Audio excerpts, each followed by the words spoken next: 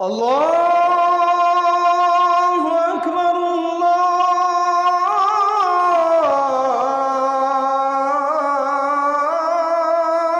আকবার। নাটক মঞ্চস্থ হইতেছে সারা পৃথিবীতে। তো ইনশাআল্লাহ এখন মূল যুদ্ধ হলো রহমান রহিমের সাথে শয়তান রাজিমের যুদ্ধ। মুদিরা গেছে শয়তান রাজিমের দলে, আমরা গিয়েছি রহমান রহিমের দলে। ইনশাআল্লাহ বিজয় আমাদের কপালে লেখা, জান্নাত আমাদের কপালে লেখা ইনশাআল্লাহ। আমাদের কোনো ভয় নেই। মুদি মানি ধ্বংসকারী। আমার খুব আমি চিন্তা করি তার নামটা নিয়ে। তার নামটা তো আপনারা বুঝেন না, কারণ এই শব্দটা আপনারা বুঝতেছেন এটা বাংলা বা হিন্দি। এটা বাংলাও না, হিন্দিও না, আরবি শব্দ। আহতালু লিল মাল ইন আউদা ফাজমাউহু ওয়ালাস্তু লিল ইরদ ইন আউদা বিমুহতালি। আউদা ইউদি মুদি মানে হলো বরবাদ করে দাও, ধ্বংস করে দাও। কবি ফরাজদাক বলেন, সম্পদ ধ্বংস হয়ে গেলে আমি সম্পদের জন্য কৌশল করে আবার সম্পদ অর্জন করি। ইজ্জত একবার ধ্বংস হলে আর কোনো চিন্তা করি না, চেষ্টাও করি না, কারণ এটা একবার গেলে তো গেছেই। আওদা মানে ইন হালাক। আওদা মানে কি? হালাক। আবার আওদা ইউদি মানে হালাক করে দেয়া, দুইটাই। এর হাতে ইন্ডিয়া ধ্বংস হয়ে যাবে। যে যুদ্ধের খেলা খেলতেছে, নাটক মঞ্চস্থ হইতেছে সারা পৃথিবীতে। তো ইনশাআল্লাহ এখন মূল যুদ্ধ হলো রহমান রহিমের সাথে শয়তান রাজিমের যুদ্ধ। মুদিরা গেছে শয়তান রাজিমের দলে, আমরা গিয়েছি রহমান রহিমের দলে। ইনশাআল্লাহ বিজয় আমাদের কপালে লেখা, জান্নাত আমাদের কপালে লেখা ইনশাআল্লাহ। আমাদের কোনো ভয় নেই। একমাত্র ঈমান আপনাকে বাঁচাবে, না হলে বাঁচবেন না। আল্লাযীনা আমানু ওয়া লাম ইয়ালবিসু ঈমানাহুম বিযুলম। যারা ঈমান এনেছে, ঈমানের সাথে কোনো শিরিক মিশায়নি, সচ্চা ঈমানদার। উলাইকা লাহুমুল আমনু ওয়া হুম মুহতাদুন। যার ঈমান নির্ভেজাল, শিরিক মুক্ত ঈমান, সচ্চা ঈমান, তার জন্য সব ধরনের নিরাপত্তা কমপ্লিট। আল্লাহু আকবার। ও তিমি মাছের পেটে বললে কি হবে? তিমি মাছের পেট থেকে বেরিয়ে গেছে না? লা ইলাহা ইল্লা আনতা সুবহানাক ইন্নী কুনতু মিনাজ জালিমিন। ঈমান না থাকলে রে বাবা, ওই সাগরের তলায় আরো তিমির পেটে চিৎকার করে কিয়ামত করে ফেললে তো এই চিৎকার সাগরের উপরেও আসবে না, এই মহাবিশ্বের কেউ শুনবে না, আর শুনলেও কিছু করার কোনো কিছু ছিল। হ্যাঁ, কিন্তু ঈমান তো এমন একটা জিনিস, আল্লাহু আকবার, তিমির পেট থেকে বের করে দিছে। ঈমানের একটা কালিমা মুখে আনছে, লা ইলাহা ইল্লা আনত সুবহানাক ইন্নী কুনতু মিনাজ জালিমিন। মাছে আর রাখতে পারলো না। কি পাওয়ার ঈমানদারের! আল্লাহু আকবার। সাগরের তলা থেকে বেঁচে গেছে, তিমির পেট থেকে। মানুষের পেটের মধ্যে নাকি যে আগুন, চুলার আগুনের থেকে 10 গুণ বেশি মারাত্মক। লোহা হজম করে ফেলে মানুষে খাইয়ে, এত আগুন পেটের মধ্যে। তিমির পেটে কি পরিমাণ আগুন! আস্ত মাছ খাইয়ে ওখানে ডাইজেস্ট হজম হয়ে চূর্ণ বিচূর্ণ হয়ে যায়, পানি হয়ে যায়, প্লাজমা হয়ে যায়। সেই আগুনের ভিতরে হযরত ইউনূস আলাইহিস সালাম পড়ছিল, কিন্তু কিচ্ছুই হয় নাই। কারণ কি কারণে বাঁচলেন? ঈমান। ইব্রাহিম আলাইহিস সালাম নমরুদের আগুনে পড়লেন, যে আগুনের উপর দিয়া পাখি উড়ে যেতে ভস্ম হয়ে পড়ে যেত, সেই আগুনে হযরত ইব্রাহিম।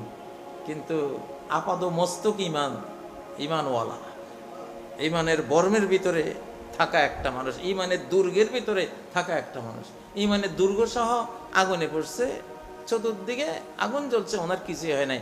আকাশের এক নির্দেশের সিস্টেমে আল্লাহ বদলা দিয়েছেন যে না, তুই জ্বালাতে পারবি না। কুনি বারদান ওয়া সালামান আলা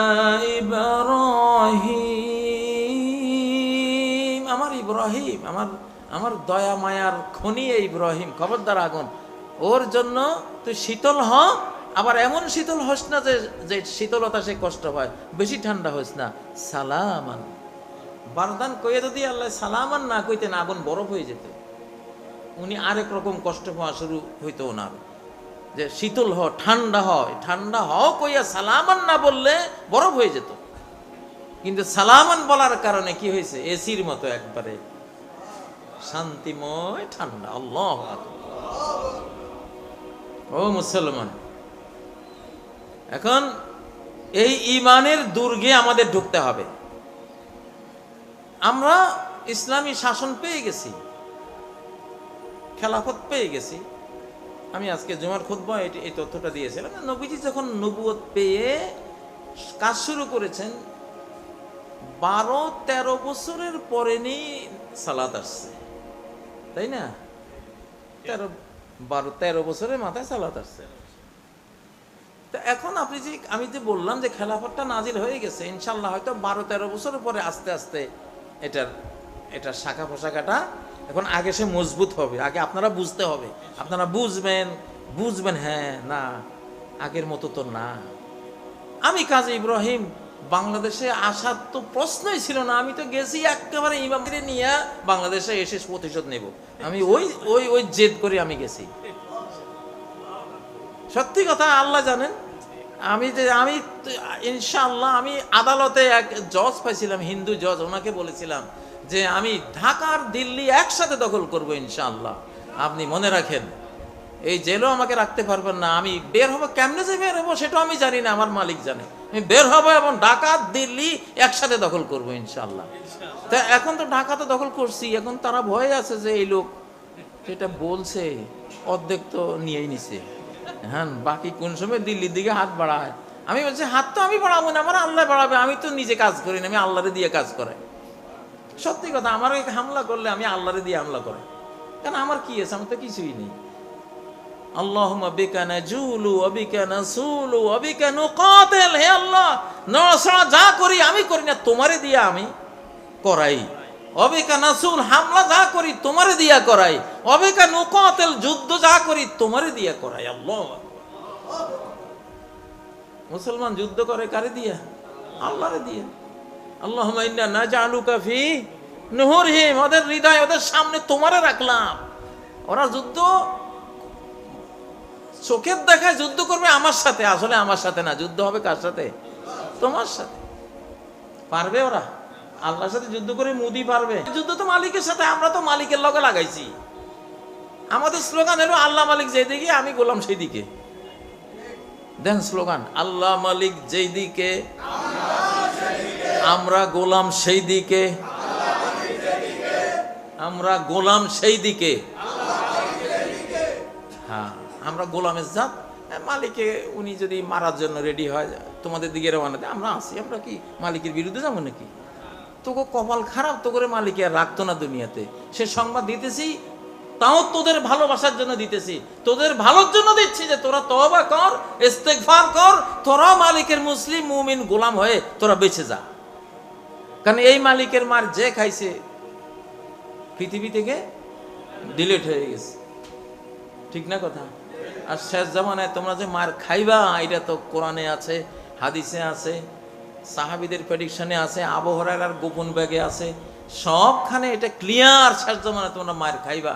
সেই মায়ের জন্য এখন তোমরা বুঝতেছো আমি পাকিস্তানকে মেরে দেব, বাংলাদেশকে মেরে দেব, মুসলিম জাতিকে মেরে দেব, ভাবতেছো এটা?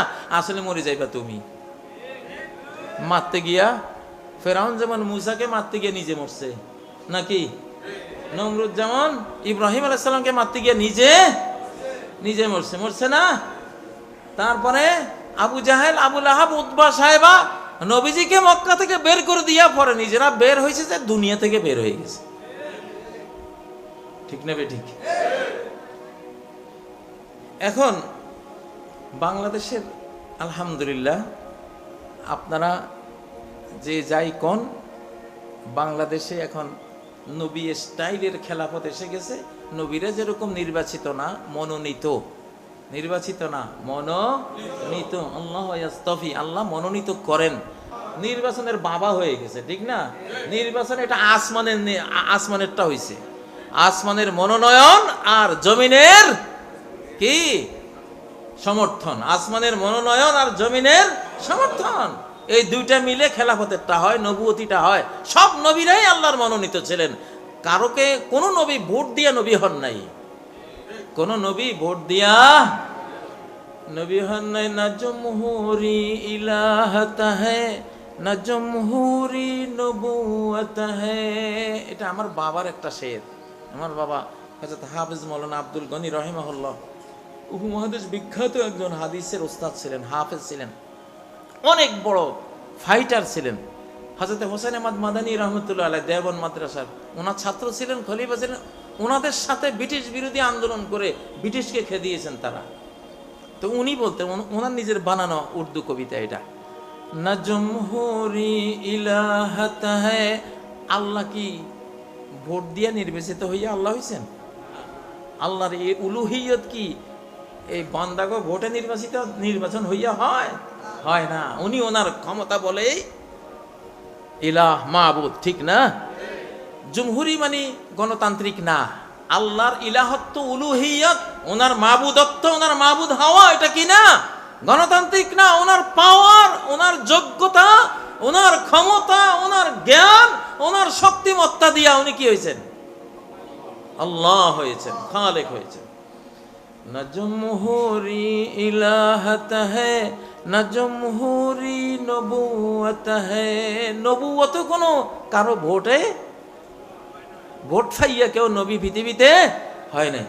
না জমহুরি ওয়ালায়াত হ্যায়, না জমহুরি খেলাফত হ্যায়। কোন আল্লাহর ওলিও যে এলাকার সবাই ওনারে ওলি বলে এখন এইবার ভোট দিয়ে দিছে, উনি এখন আল্লাহর ওলি, এরকম আজগুবি ওলি কেউ আছে?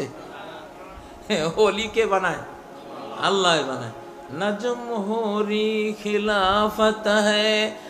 তেমনি ইসলামের খলিফাও এরকম না যে ভোটের বাক্স বসাইয়া আমরা বলবো যে হ্যাঁ আমরা ভোট দিয়ে দিছি। জীবনেও তাহলে কোনো ভালো খলিফা আসতো না। গত 3 নির্বাচনে কি খলিফা পাইছিলাম আমরা, ঠিক না? সব চোর বাটপাত দেশও খাইয়ে ফেলেছে, ঠিক না? এসব জালিম, খুনি, গুমকারী, দেশ বিক্রিকারী, বিদেশের দালাল, নিজের দেশের ক্ষতি করে বিদেশের উপকার করে।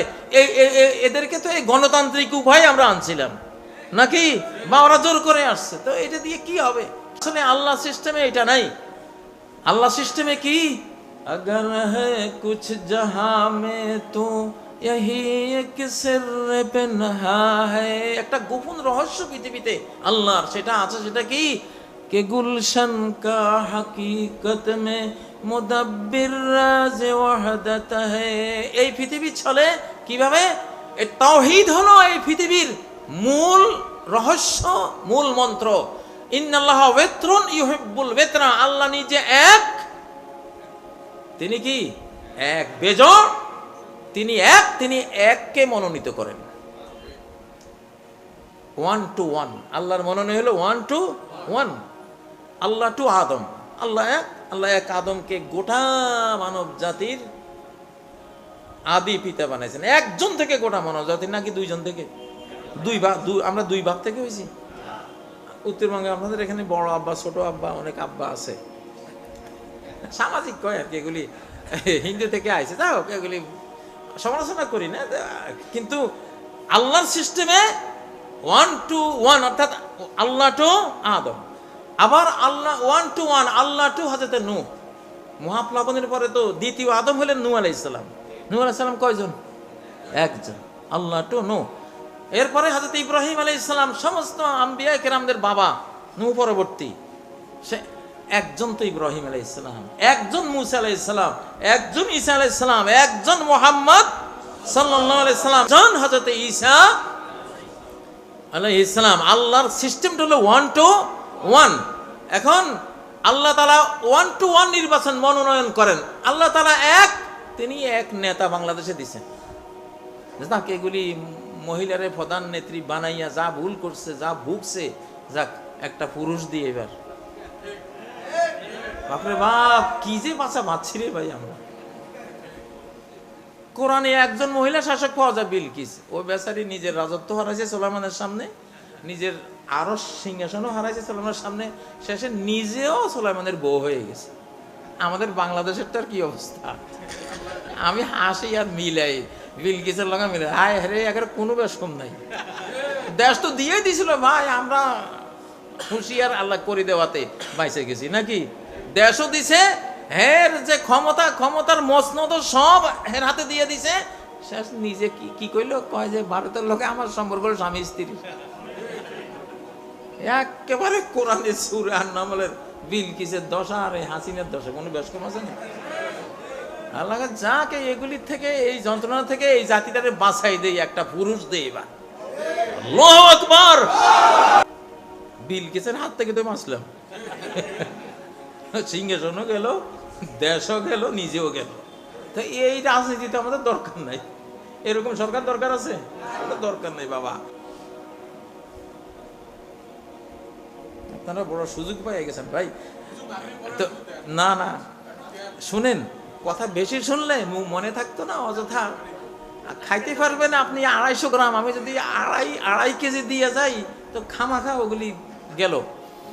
তো আলহামদুলিল্লাহ, মোটামুটি আপনাদের এখানে আলহামদুলিল্লাহ সবাই প্রস্তাব করেছেন যে হুজুর এই টাইপে একটু আমাদেরকে বুঝ দেন।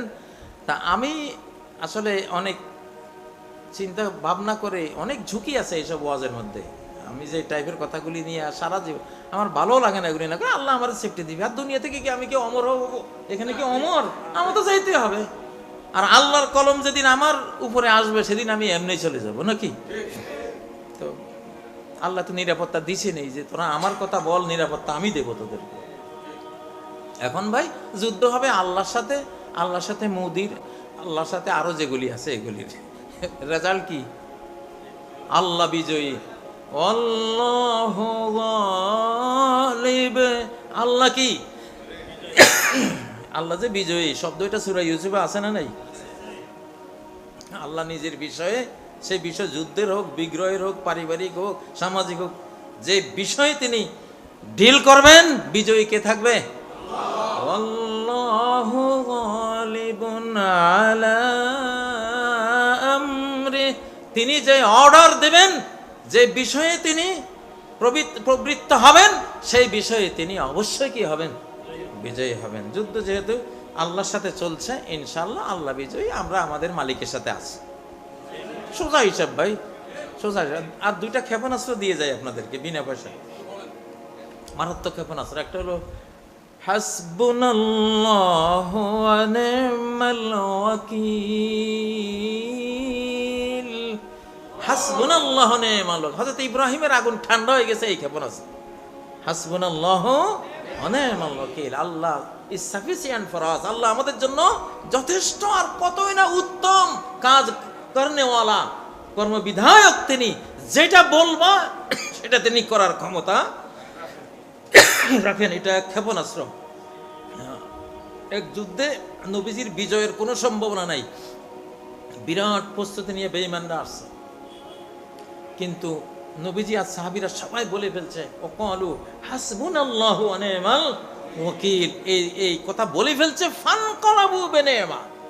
এই কথা বলার সাথে সাথে তারা আল্লাহর নেয়ামত অনুগ্রহ নিয়ে চলে আসছে, ফেরত আসছে, বিজয়ী হয়েছে। একটা কালেমা।